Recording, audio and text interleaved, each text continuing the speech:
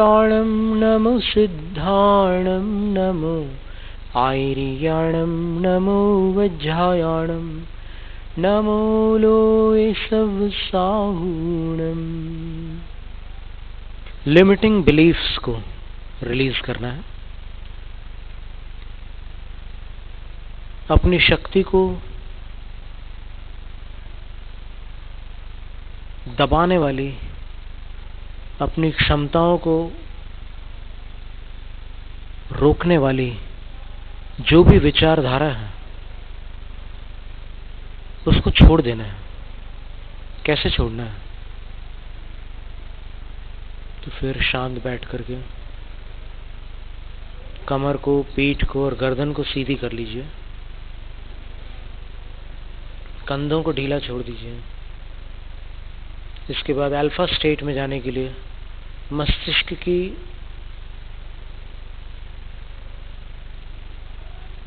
शांत तरंग में प्रवेश करने के लिए आंखें खुली हों तो उन आंखों को धीमे से बंद करना है। एक बार में नहीं, थोड़ा थोड़ा करके बंद करना है। शायद कुछ लोगों को ऐसा करना कठिन लगे, पर अभ्यास से सब कुछ संभव है।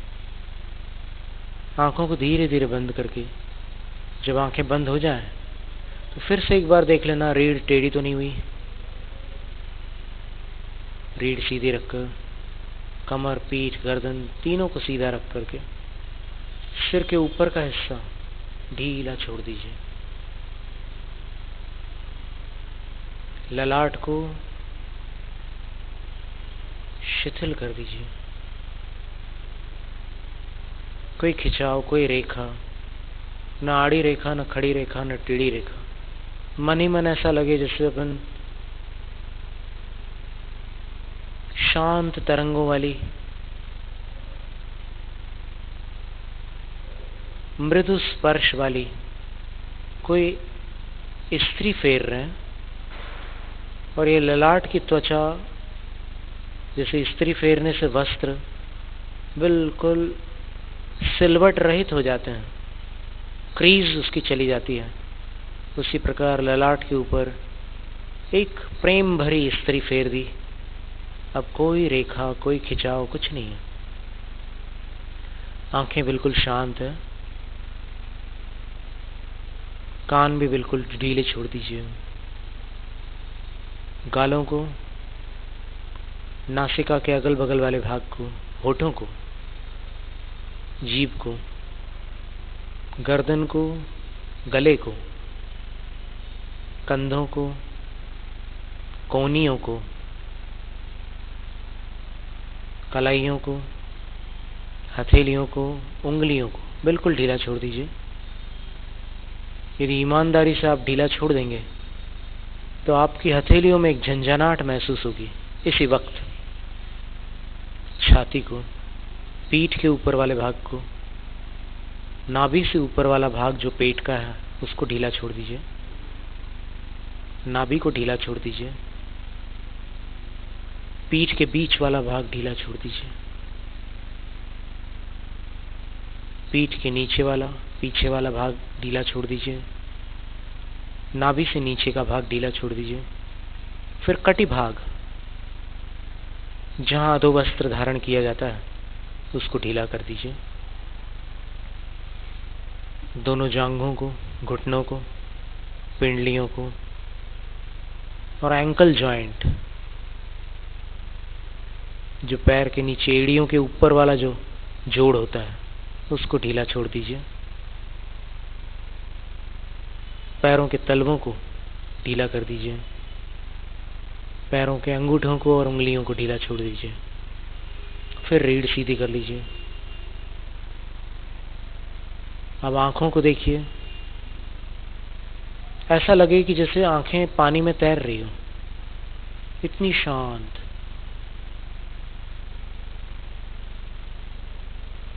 जीभ गले में तैर रही हो। नाभि, जहां उसका स्थान है, पेट के उस हिस्से में तैर रही हो।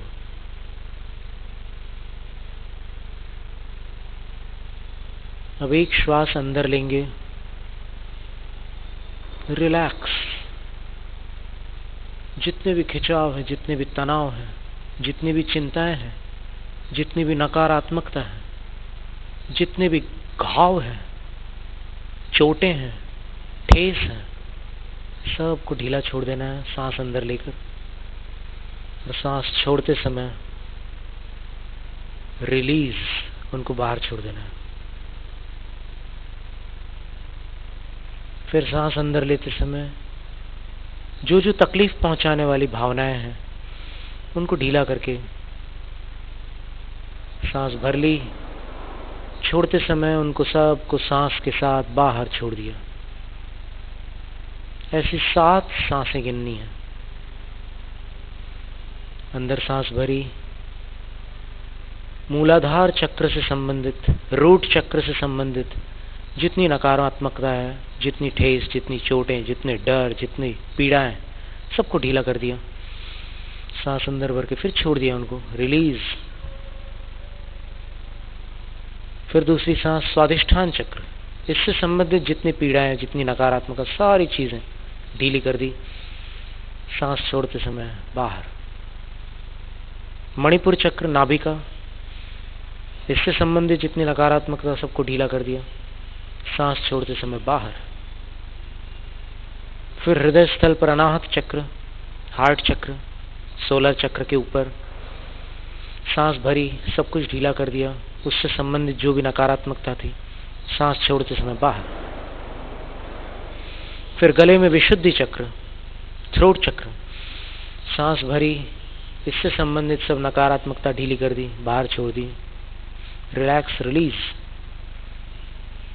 फिर ब्रो चक्र, ललाट के भीतर 3 इंच अंदर, उससे संबंधित जितनी नकारात्मकता, पीड़ा, ठेस ढीली कर दी, सांस छोड़ते समय बाहर छोड़ दी। फिर सिर के ऊपर आधा बाहर आधा भीतर सहस्रार चक्र, क्राउन चक्र, सांस अंदर ली, उससे संबंधित नकारात्मकताओं को ढीला कर दिया, सांस बाहर करते समय उसको बाहर छोड़ दिया। अब पल भर के लिए शांत बैठना है। कैसा लग रहा है?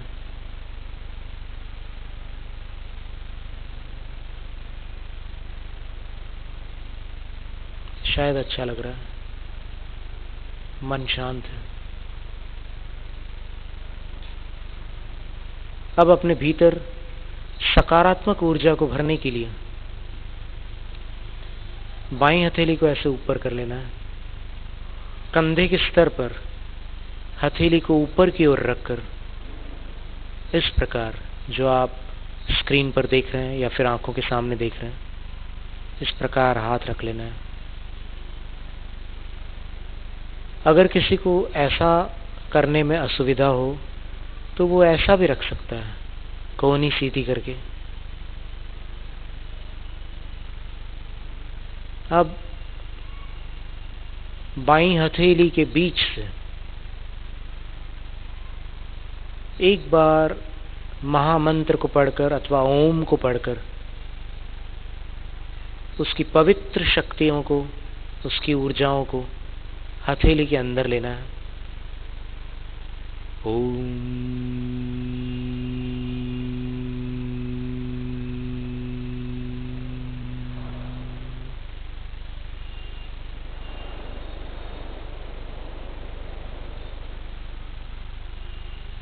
दूध के समान पवित्र ऊर्जा अथवा सफेद बादल के समान पवित्र ऊर्जा इस हथेली से मेरे शरीर में प्रवेश कर रही है। पूरा शरीर उस सफेद ऊर्जा से भर गया है और शरीर के अंदर की जो काली ऊर्जा थी, नकारात्मक ऊर्जा थी, वो अब इस हथेली को धरती के पास 3 इंच ऊपर नीचे की तरफ करके बैठना है और शरीर में श्वेत ऊर्जा भर रही है और हथेली से काली ऊर्जा बाहर जा रही है और धरती को छूकर वो वर्ण रहित होकर यहां वहां बिखर रही है। न्यूट्रल हो गई है। अब यहां से और सफेद ऊर्जा आ रही है।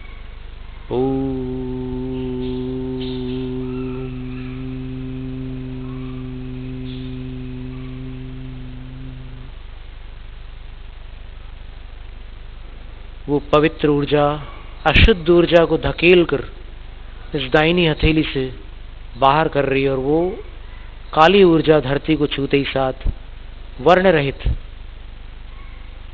रंग रहित होकर बिखर गई है। एक बार और ओंकार का नाद करते हुए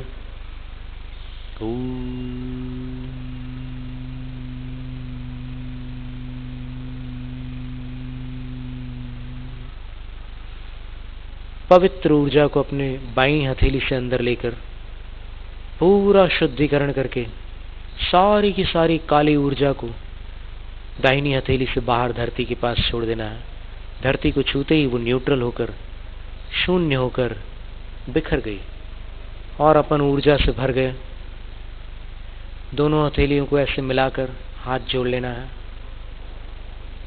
और हाथ जोड़ करके अपने आराध्य का स्मरण करना है, अथवा दोनों आंखों पर हाथ रख करके आंखें धीमे से खोल लेना है। प्रति सप्ताह इस अभ्यास को करने से ऊर्जा का शुद्धिकरण होता है। आभा मंडल में जो अशुद्धियां प्रविष्ट हो जाती, कई बार बस में जाते हैं, कभी रिक्शा में जाते हैं, कभी और किसी गाड़ी में जाना पड़ता है, तो वहाँ अलग अलग तरह के लोग बैठे रहते हैं। उनकी ऊर्जा अपने आभा मंडल में मिश्रित होकर कुछ दिक्कतें पैदा कर सकती है। कभी कभी आप बिल्कुल अच्छे भले चंगे होते हैं और फिर अचानक आपको अच्छा नहीं लगता, खराब सा लगने लग जाता है, तो उस समय कोई ऐसी घटना होती है कि किसी ऊर्जा का सम्मिश्रण हो जाता है, और उस सम्मिश्रित ऊर्जा को बाहर करने के लिए बड़ी सुंदर विधि है। समझ में आ गया ना सबको? इस प्रकार से किया जाता है। धरती पर छूना नहीं हाथ को, सिर्फ ऐसे रख करके इसमें से ओम की सफेद ऊर्जा अंदर लेना है और यहाँ से जो अशुद्ध ऊर्जा अंदर भरी हुई उसको बाहर कर देना है। ऐसे बहुत प्रकार की प्रक्रियाएं हैं जिनसे ये प्रक्रियाएं करके अपन शुद्धिकरण कर सकते हैं। एक बार पहले हमने एक डिस्क मेथड बताई थी। अलग अलग तरह की विधियां हैं, कॉम्बिंग मेथड भी होती है, अलग अलग तरह की विधियां होती है। तो ये शुद्धिकरण उपयोगी है, क्योंकि कई बार ऐसा होता है कि जैसे बोलते हैं कि नजर लग गई, कभी बोलते हैं कि कहां से होकर आ गए तुम, वहां जाने के पहले तो बड़े भले चंगे थे, तो वहां से लौट कर बिल्कुल तुम्हारा दिमाग ही पलट गया। ऐसी भाषा का इस्तेमाल किया जाता है प्राय करके। तो उसमें ये रहता है ऑरा कंटेमिनेशन, अंग्रेजी में इसको कह सकते हैं, कि आभा मंडल का प्रदूषण। ये प्रदूषण नुकसान तो पहुंचाते ही है, पर ला इलाज नहीं है, इसका उपचार हो सकता है। और फिर अगर अपन ध्यान में बैठते रहे रोज, तो फिर ध्यान से तो अपने आप बहुत सारा काम हो जाता है। पर ध्यान कैसे करना सब लोग पूछते हैं। वास्तव में देखा जाए तो कैसे करना ये कोई प्रश्न ही नहीं है, क्योंकि ध्यान की कोई भी अगर कोई विधि बताएगा तो वो विधि उसकी जो समझ में आई वो बताएगा। जरूरी नहीं है कि सब पर वो विधि एक विधि लागू हो जाए।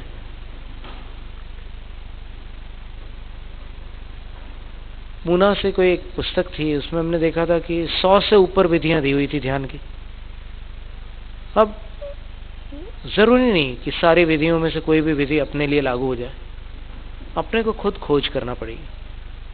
वैसे प्राय कहते हैं कि बस हथेलियों को ऊपर रखना, घुटनों को लेवल रखना, ये सारी प्राथमिक स्थितियां बहुत सुंदर है कि आप शरीर को संतुलित बनाकर बैठिए। कैसे कि आप जब भी बैठो रीढ़ सीधी करके, तो आपको ये ना लगे कि बाईं तरफ वजन ज्यादा खिंच रहा है या दाहिनी ओर खिंच रहा है। ये उसकी पहचान है। अगर आप संतुलित बैठेंगे तो आपको लगेगा कि दोनों तरफ बराबर है, एकदम जैसे तराजू, उसका वो बीच वाला जो कांटा होता है एकदम ऐसे आ गया सेंटर में, ऐसा लगेगा आपको बैठकर। आप कोशिश करके देख लो। और अगर न लगे तो फिर आप थोड़ा सा आसन को परिवर्तित करके देख लो, थोड़ा पैरों को इधर उधर खिसका के आगे पीछे करके देख लो, अपने आप समझ में आ जाएगा। और इन संकेतों से आपको जब समझ में आ जाएगा कि अब ठीक लग रहा है, फिर अगर कोई ऊर्जा में खिंचाव लगे, क्योंकि शरीर का तो संतुलन हो गया, लेकिन ऊर्जा में कभी कभी ऐसा लगता है कि इस तरफ ज्यादा ऊर्जा है, इधर कम है, तो फिर उसको आदेश दीजिएगा, अपने अल्ट्रा माइंड से आदेश देना कि ऊर्जा वहां से यहां आ जाओ, दोनों तरफ बराबर हो जाओ। और जैसे ही आप आदेश देंगे तो आप देखेंगे कि वहां से ऊर्जा ऐसे खिसक करके आ रही है, आपको फील होगा, और वो ऊर्जा इधर आ रही है। फिर थोड़ा लेफ्ट राइट होने के बाद में फिर वो ऊर्जा ऐसे रुकेगी और आपको लगेगा कि एक स्थिरता आ गई। तब समझना कि ध्यान प्रारंभ करने का समय आ गया, और फिर प्रारंभ कर देना। और प्रारंभ करने में क्या करना है आपको? जिससे आपके मन को सुकून मिले, जिससे आपका हृदय शांत हो, जिससे आपकी आकुलता मिटे, ऐसे किसी भी बिंदु पर आप ध्यान लगा सकते हैं। आप आंखें बंद करके ओम का स्मरण कर सकते हैं, अथवा अपने सिर के ऊपर अपने ही हस्ताक्षरों में महामंत्र लिख सकते हैं, ओम का आकार बना सकते हैं।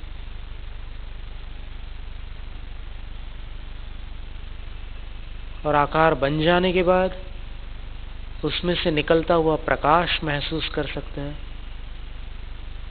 उसकी प्रेम पूर्ण ऊर्जा का एहसास कर सकते हैं, स्पर्श कर सकते हैं। उस ऊर्जा से अपनी आभा को भर लेने से भी शुद्धिकरण हो सकता है, और इस शुद्धिकरण की आज बड़ी आवश्यकता है। अगर सारे लोग शुद्धिकरण करके प्रातःकाल निकलते हैं बाहर काम पर, तो फिर दुनिया शुद्ध लोगों से भरी होगी, और शुद्ध लोगों से भरी होगी तो फिर दुनिया को सुधरने में देर नहीं लगेगी। जिनको बुरी आदतें हैं उनको लगेगा कि अब कुछ देर और इंतजार कर लेते हैं, अभी जल्दी नहीं है, बाद में पी लेंगे सिगरेट, बाद में चाय पी लेंगे, जो भी कोई बुरी आदत है उसको बाद में कर लेंगे, ऐसा उनको अपने आप लगेगा अंदर से। ऊर्जा अच्छी होती है तो विचार अच्छे होते हैं, और विचार अच्छे होते हैं तो आदत बदल जाती है। तो इस तरह एक अभ्यास प्रातःकाल किया जा सकता है। एक तो हमने कहा था कि सवेरे उठकर नींद से उठते ही साथ सीधे बैठ जाओ, जब तक कुछ याद ना आ जाए कल का और मन उत्पात न मचाना चालू कर दे, तब तक शांत बैठ जाओ, मूर्ति के समान शांत। अच्छा लगेगा, कोशिश करके देखना। शांति किसको नापसंद है? सबको अच्छा लगती है, तो अच्छा लगेगा। फिर उसके बाद आप और कुछ करना हो तो कर सकते हैं। 24 सेकंड के लिए नमे किंचन, रात को सोने से पहले किन लब्धं किन नष्टम, क्या पाया क्या खोया, एक बार स्मरण करके देखो। सवेरे से लेकर अभी रात हो गई, क्या पाया क्या खोया, कितनी बार मेरा बैलेंस बिगड़ा, कितनी बार मैं नीचे गिरा, कितनी बार मुझे चोटें लगी। साइकिल सीख रहे हैं, घुटने तो फूटेंगे पर पीछे नहीं हटेंगे, चैंपियन बन के रहेंगे। तो ये अभ्यास, अपने से प्रेम करना है, अपने से नफरत नहीं करना। आज तक अपन ने अपने से नफरत की, क्या मिला?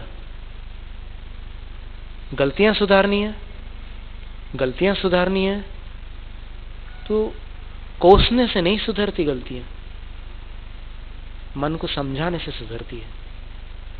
फिर मन को समझा ले, हे मन कोई बात नहीं, गलती हुई, मैं गलती को प्रोत्साहन नहीं देता, मैं पीठ नहीं थपथपा रहा कि गलती की, बहुत अच्छा किया, गलती के लिए तेरी पीठ नहीं थपथपाऊंगा, लेकिन तू गलती को जीत सकता है। अभी मैं प्रेरणा दूंगा, और जब तू जीत लेगा तब जरूर पीठ थपथपाऊंगा, शाबाश बहुत अच्छा काम किया। मन बालकवत होता है, मन को क्या नहीं करना इसका आदेश नहीं दिया जा सकता,